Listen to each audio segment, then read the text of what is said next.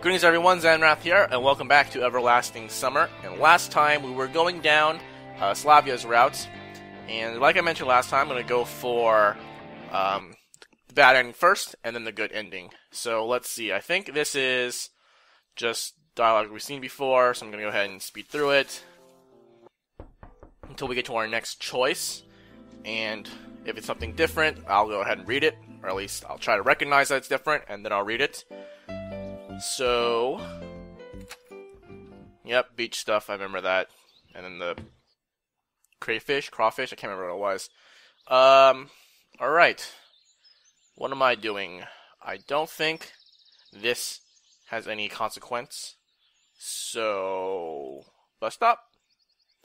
Bus stop seems to find choice. Strange thing that came across me. Perhaps Shurek is in the same situation as me. I'm pretty sure I didn't choose this last time, that's why I'm reading this.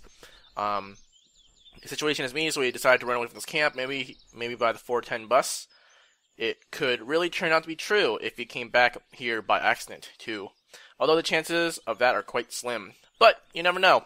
What if the bus would really come? However, I could hardly believe in that.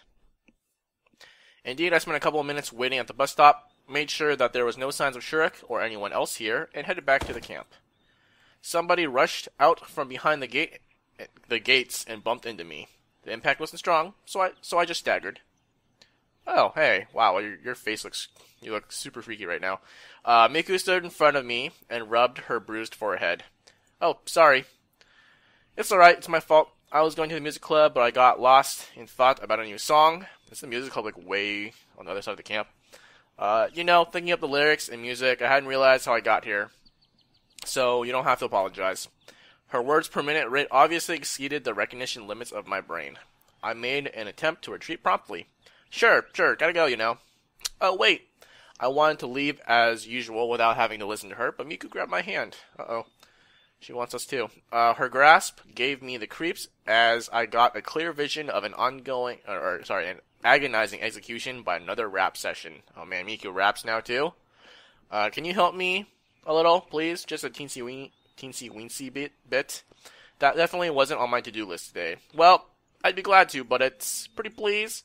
Miku looked at me with such puppy dog eyes that my heart started to melt. She totally wasn't going to let go of my hand. And what help exactly do you need? You'll accompany me. I can't manage to compose on my own. I can sing or play. I can't do both at the same time. Even our virtuoso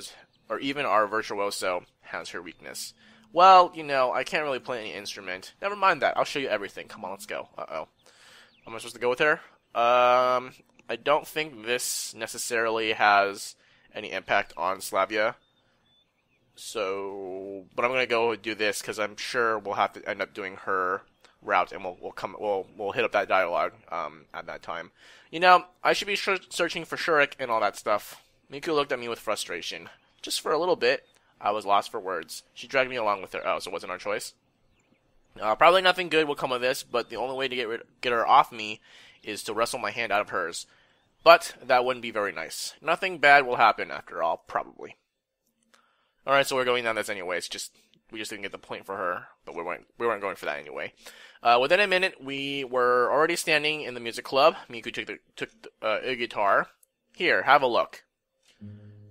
Solid. She sat down and started playing. I tried to follow her hands. The tune seemed quite simple.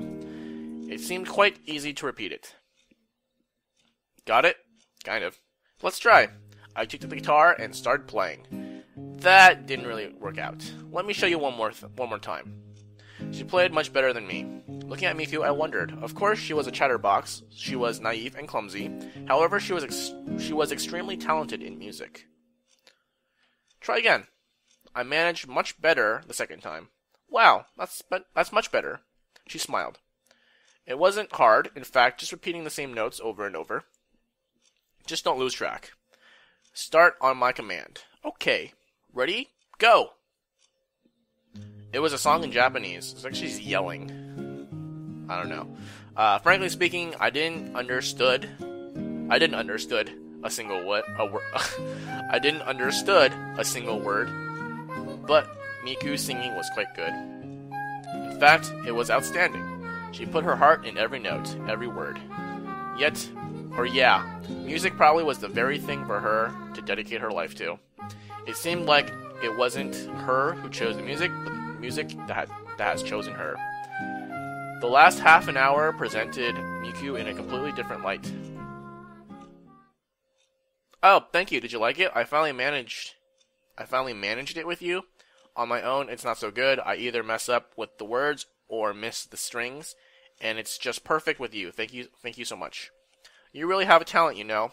Just to play like that without any preparation. Nope, it seemed I'd changed my opinion about her too hastily. Thanks for the song. Gotta go, see ya. Thanks for Bill. Got out of there. Alright, the rest of her words were left behind the door. I leaned on the wall of the club cabin inside. Miku's song was still playing in my mind. Okay. Boathouse. I'm pretty sure I've been to the boathouse before. Maybe I didn't. Maybe sure I went to pick up stones in the water. In worst case, I'll find his corpse. But I'm sure that I won't end up that way. I was crossing the square and somebody called out to me. Wait. Also came up and smiled. Immediately sense a trap. Oh, I think I've done this before, right? Sure. Matria, exciting. Intently awkward. Not really, but Pioneer is missing. I'm pretty sure I've read this. A few hours have passed. Yeah, I'm pretty sure I have. Let's go ahead and fast forward. Oh yeah, this is where she tries to stop the trap, right? Yeah. There we go. We've seen that before. Okay. So as we fast forward, I think the infirmary stuff is next, right? Yeah. So let's go ahead and just do that. These are kind of inconsequential, I think. Oh, I think that choice was actually the good choice for Olyana that I didn't read yet, but we'll go ahead and do that when we go down that route.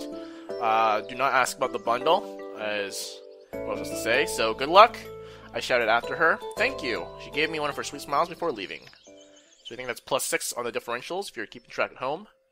Looked at the time. Getting late, read magazines, but the nurse wasn't there. Yeah, we've seen this before, so pass on this. Just give her the bomb, I don't care. Still not gonna eat the apple.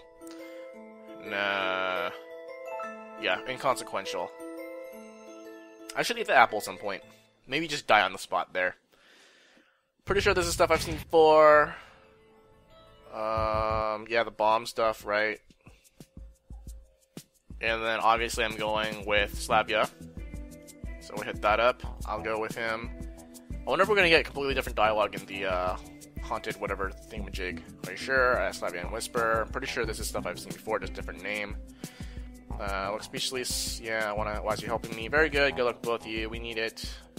Can't believe another girl, so goodbye when the ways. I was quite surprised that they're treating our night walk through the forest to the abandoned camp as something normal. This might be something slightly different. Well, it can't be really helped. Wait a minute, I'll bring a flashlight. A flashlight for sure, or sure.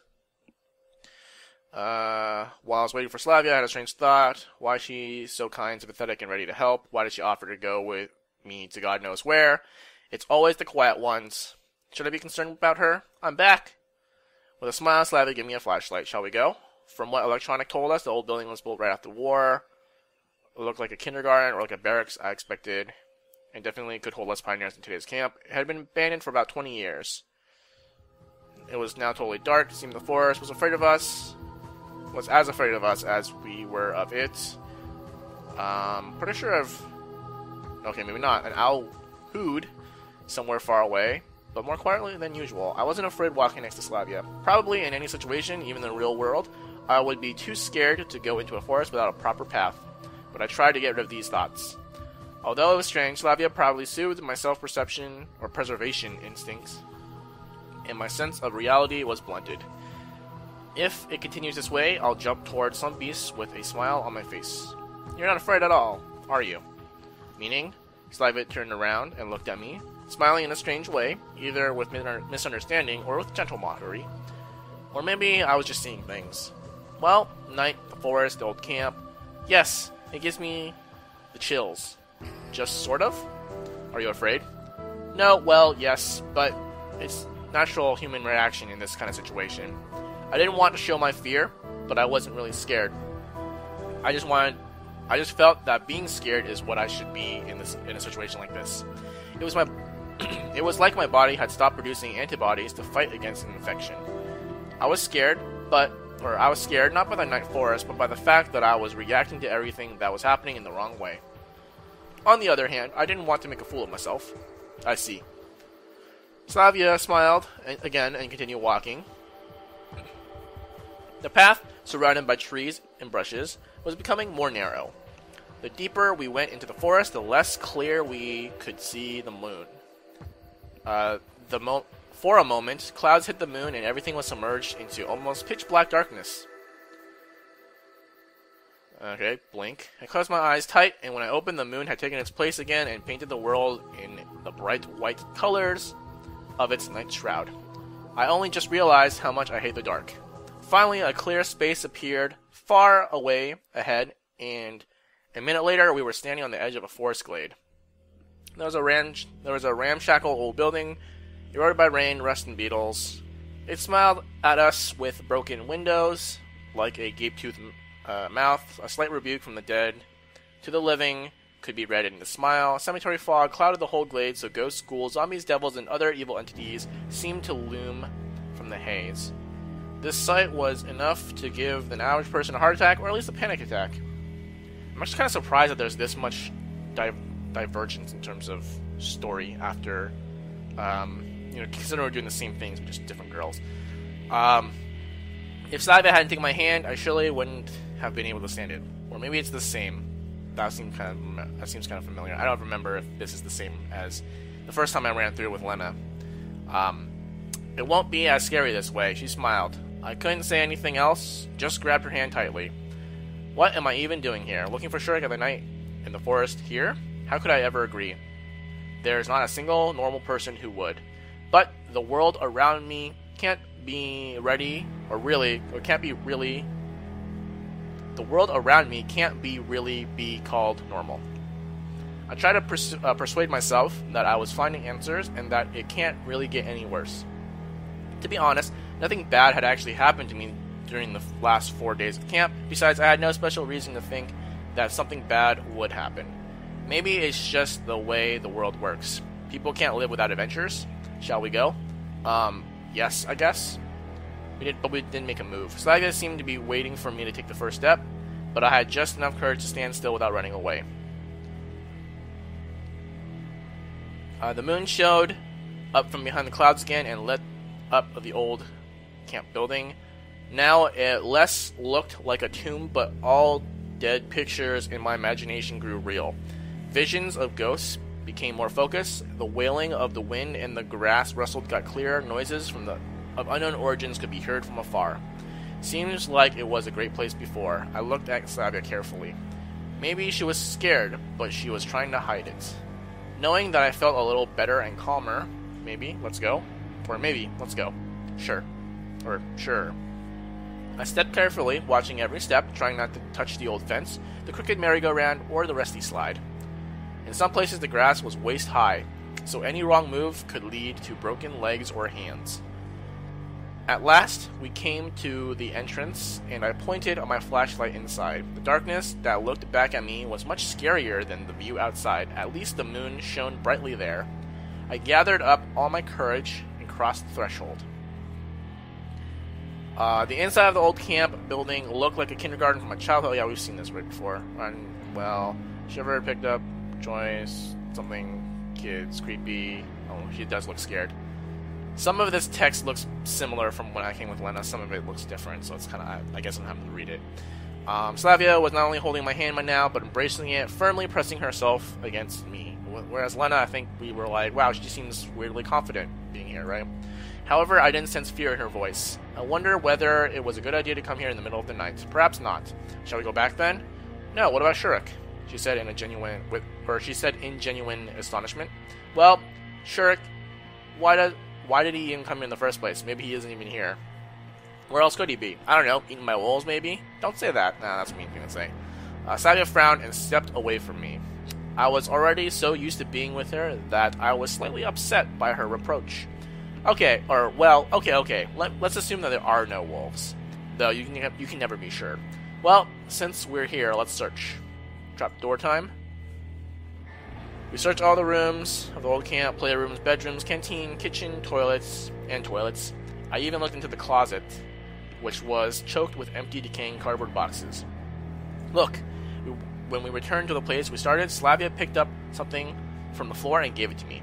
It was an old doll with torn, frayed threads, missing an hand, excuse me, an hand and an eye, faded from damp.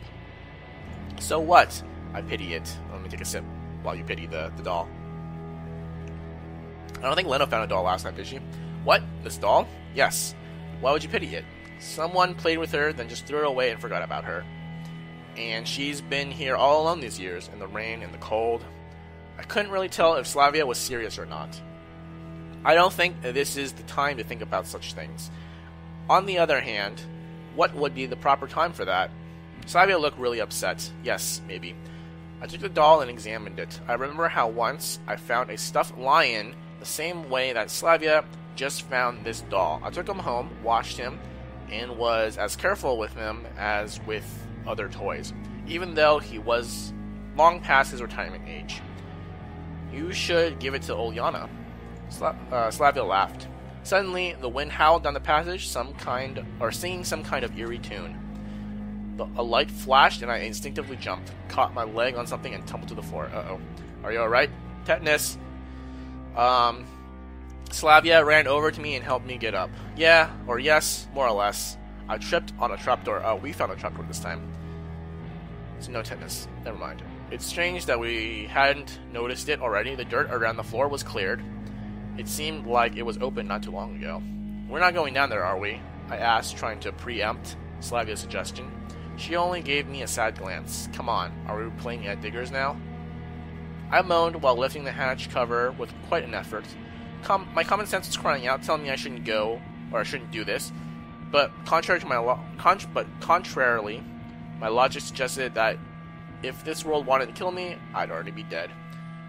But it's only because of Slavia, otherwise there's no way I would go down there. 2 meters of rusty metal ladder led down to a dirty concrete floor. I leaned over the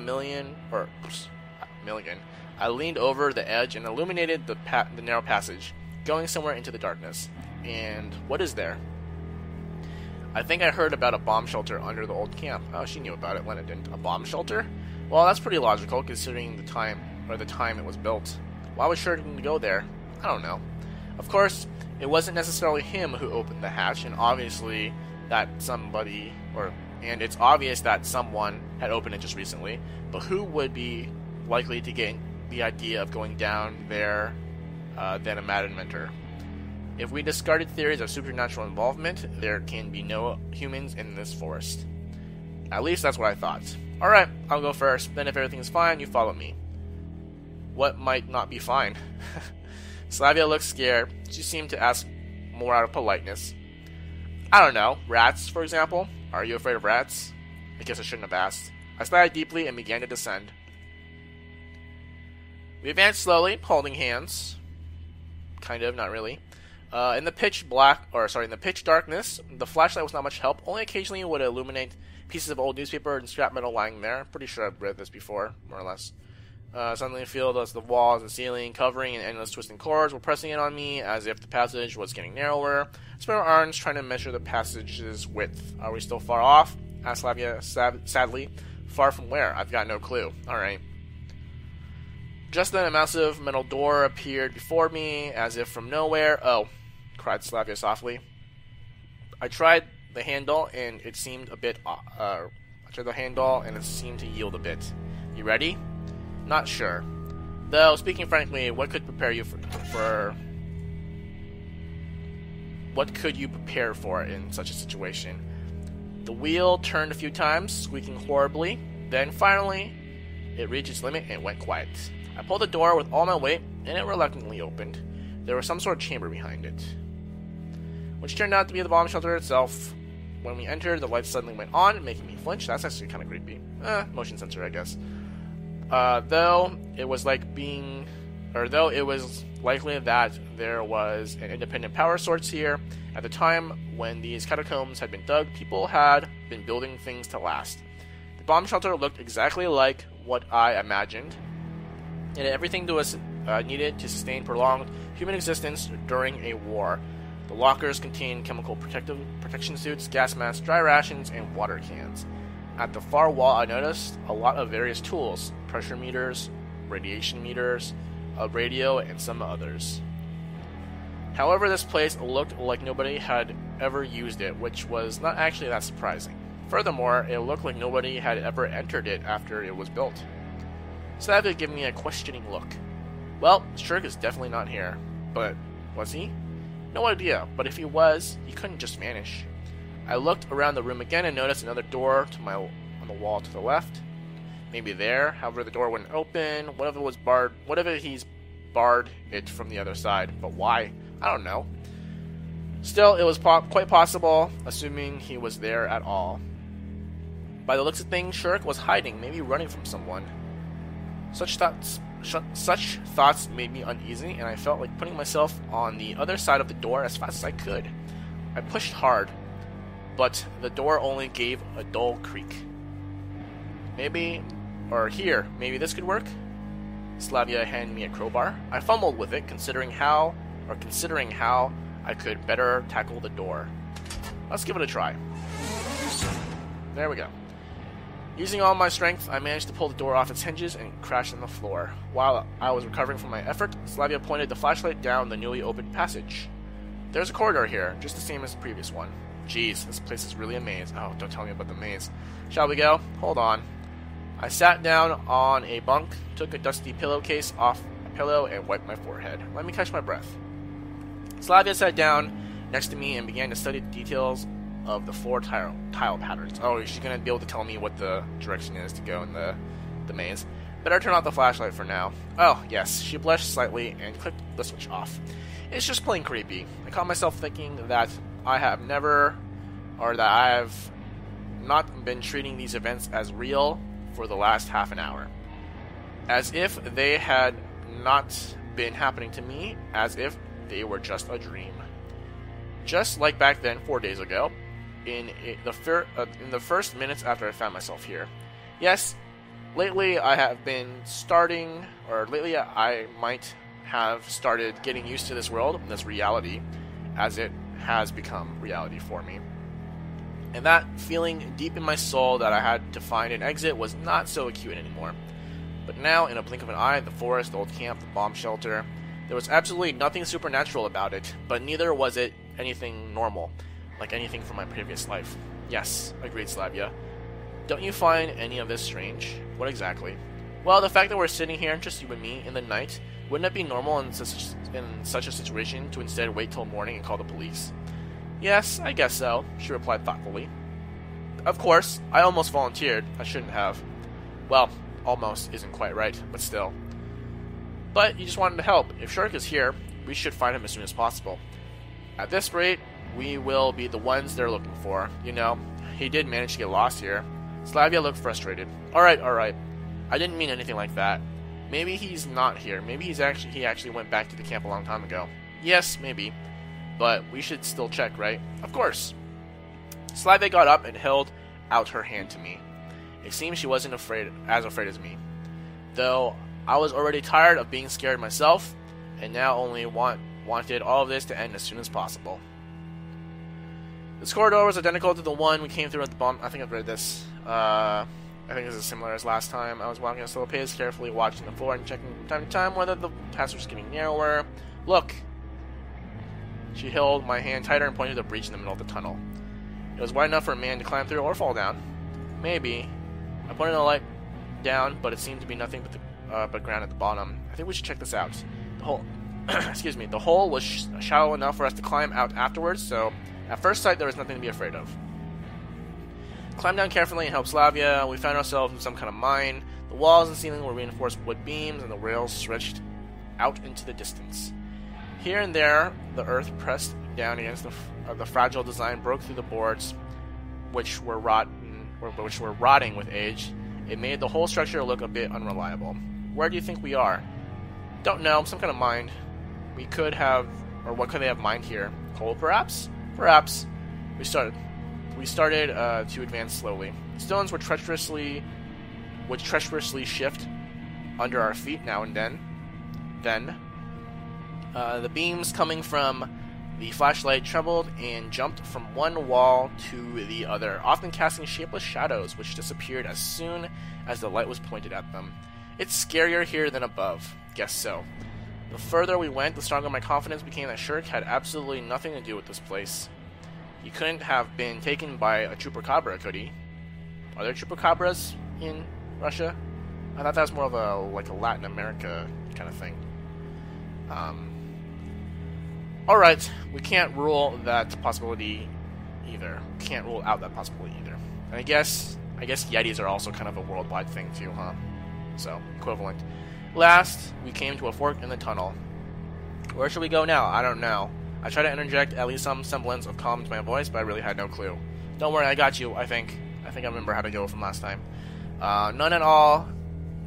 Not where to look, not where Shirk was, not even why we're here. What if we get lost? Yeah, right, let's leave a mark that we have been here. I picked up a rather large stone. Did we do that last time with Lena? Why are we so much smarter now? And carefully carved a cross into one of the support beams, one of the logs supporting the ceiling. There, now we know. Now we'll know if we've already passed the spot. No, I think we did that last time too. Good. Slavia smiled. So which way? Left. Left. Yep, left. And I'm pretty sure I've read this before. So we just left all day. There we go. What's behind it? We're just about to find out. I wonder if this will be the exact same dialogue. Past the door, chamber, boiler room, yeah. I think that's the same as before. Oh, nope, slightly different. I found Shirk curled up in a corner. Shirk! Cried Slavia. However, it looked as if he was not paying any attention to us. Here you are. We've been looking for you all night. Why in the world did you come here? Shirk looked up at me with hazy, unseeing eyes. And who are you? What do you mean, who are you? Get up already and let's go. I'm not going anywhere with you. Shirk turned away and stared into the darkness again. You want to trick me again. You'll make me go in circles through the tunnels, won't you? Yes, you will. I know you. I know you for what you are. Oh, I wonder if he's following one of those dudes. I wonder if Shirk is actually kind of like a guy like me, and I wonder if that guy who we'll meet later down in the story, not at this point, but you know that guy, if he was like screwing with him and like he told him to go into the camp, that might be a thing. Shirk's voice turned into an infernal whisper. Cut this nonsense out already. I wanted to approach him and pull him upright, but Slavia stopped me. He's not quite himself. Well, I'm not quite myself either. You wander here all night? You sure won't be quite yourself. She shook her head reproachfully and slowly went up to Shirk while carefully staying in the light. It's alright, it's me, Slavia. For real? Shirk looked... Oh, is it because I kind of look like that guy? That's why he's not trusting me. He wants to trust Slavia instead. Shirk looked at her and immediately started sobbing quietly. Of course, who else could it be? And that's Semyon with me. Oh yeah, this is Slavia talking. It's the Semyon with me. We came to find you. Everything's fine now. Are you really not them? Certainly not. We're us. He tried to get up, but he was apparently distorted or disoriented and would have fallen if not for Slavia, who caught him by the arm. Easy there, careful. When they came up to me, I said, Alright, time to get out of here. Can't go back. Back where? Into the mine? Yes. Shirk was speaking calmly, but at the same, his voice was trembling slightly. Why is that? It's where they are. Who are they? The voices. What voices? I started to lose my patience. This place and this situation certainly weren't normal, but if there had been any paranormal here, then by the laws of horror cinema, it should have long since showed its face by now. Calm down, Shirk. Just tell us everything in detail. He took a few deep breaths and started. I need some spare parts for the robot, and I heard that there was a bomb shelter in the old camp, and there's usually lots of different equipment in bomb shelters. It's old, of course, but worth assembling, and you can always find coils, resistors. So I went early in the morning. I thought I could finish quickly and get back by breakfast. I got everything I needed. He took some light bulbs and wires out of his pocket and showed them to us. You need light bulbs for a robot? Okay. For the tungsten, I guess, maybe. But then, up there in the bomb shelter, I heard some sounds from behind the door, something like moans or wailing. At first, I got scared, but then I thought that a person could be in danger, so I went there. And there was this mine, this damn maze. I got completely lost in the voices telling me something, sometimes shouting, sometimes whispering. I can never make out the words. He was ready to burst into tears, but Slavia patted him gently on the head and Shurik continued. Anyway, I found this room, at least here you can't hear them. So you decided to sit and wait for rescue, like in a B film? I asked sarcastically. Slavia shot an angry glance at me. Yep, pretty angry. Well, in any case, it's time to get out, if there are no objections. Come, I know a shortcut to get in the statue, right? A shortcut? Yes, you know, I walked all over this place. Alright. Shurik did not lie. Indeed, after walking just about 2 minutes in the mine, we found ourselves under a grate, which we can see through to the sky. Then why didn't you come out by yourself? Try it, you'll see. I pulled myself up and pulled the grate a few times. It's true, you can't break it just like that. You gotta use something heavy. I looked down at Slavia and Shurik. Try the flashlight, maybe. The flashlight? I fumbled with it. It was not one of those cheap Chinese fakes from the 90s, which I used a lot in our summer cottage. No, it was a real Soviet durable metal flashlight. Not a hammer, of course, but I tried hard enough. I swung it and started smashing at the grate, aiming for the spots where it was attached to the wall. Soon I got lucky. I heard cracking sounds, and a few bolts fell. A minute later, I was lying on the grass under the monument and breathing in the fresh night air with delight. Although after the mine, any air would seem fresh. Well then, I'll be okay. I'll be going. Thank you. Shurik seemed a bit lost, or what? Shurik looked a bit lost. I eyed him questioningly for a bit, but ended up saying nothing and just waved my hand for a goodbye. After all, I had neither the strength nor the will to talk with him. And what would I say to him? Scolding him now is no use, and the same probably goes for trying to learn anything. What a night. Slavia was sitting next to me and looking dreamily at the moon. So if someone told me just a week ago that I would go to a pioneer camp and would have to crawl through bomb shelters, but it was fun, in a way. There was indeed something amusing about all of this.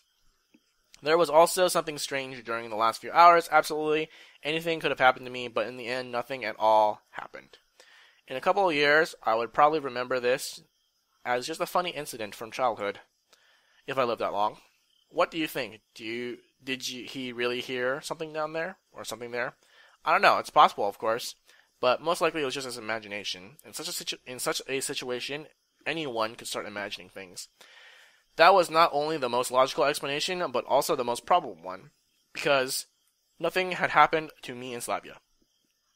Well, I, for one, think he should go see a psychiatrist. Guess he should, laughed Slavia. Alright, time to go to bed. I guess we're a pirate now. I felt like I needed to say something to Slavia. I was not sure that I wanted to, but I could feel the need. Thank you. For what? She gave me a surprised look. I wouldn't have managed without you. It was nothing. She blushed. I was in her debt again. I wonder how I could repay her, at least partially, for all that she has done for me. I stared at the night sky, slowly falling asleep. All the day's adventures left me so tired that I had no more strength left. You know, under different circumstances, I would have surely confessed my love to you. Whoa. I said, losing touch with reality. Thoughts usually work much faster than common sense, but Slavia wasn't there anymore. Oh, thank goodness. One must confess to her in the most awkward manner possible. It's probably for the best, at least she didn't hear. Although that guy was probably there, and it's like, that's funny. I LOL'd.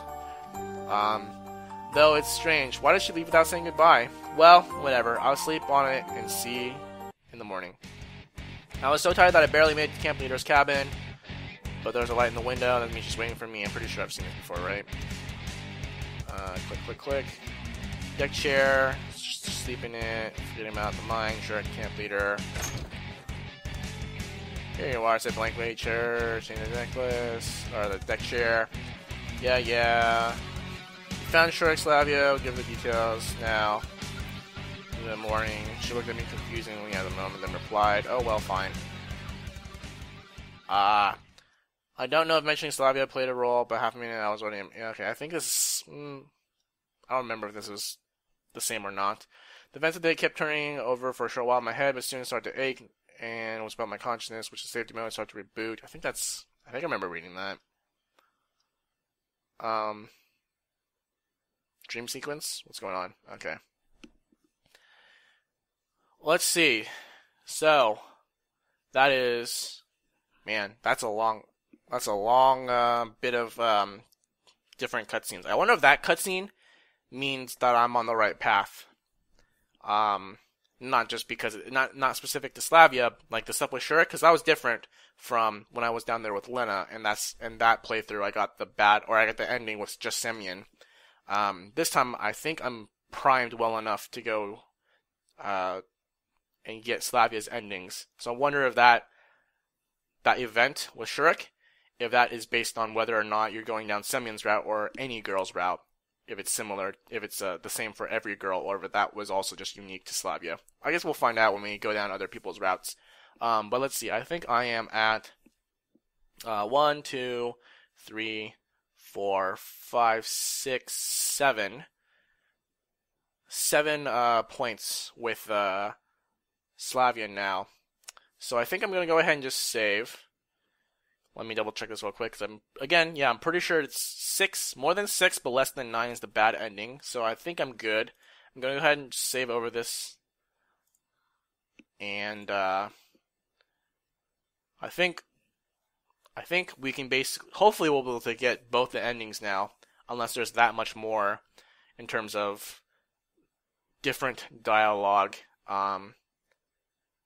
with these choices that I'm making. Hopefully it'll be quick enough. Like, I think day 5 is when you start seeing the bigger differences. I don't know. So we'll find out next time. And until then, thank you for watching.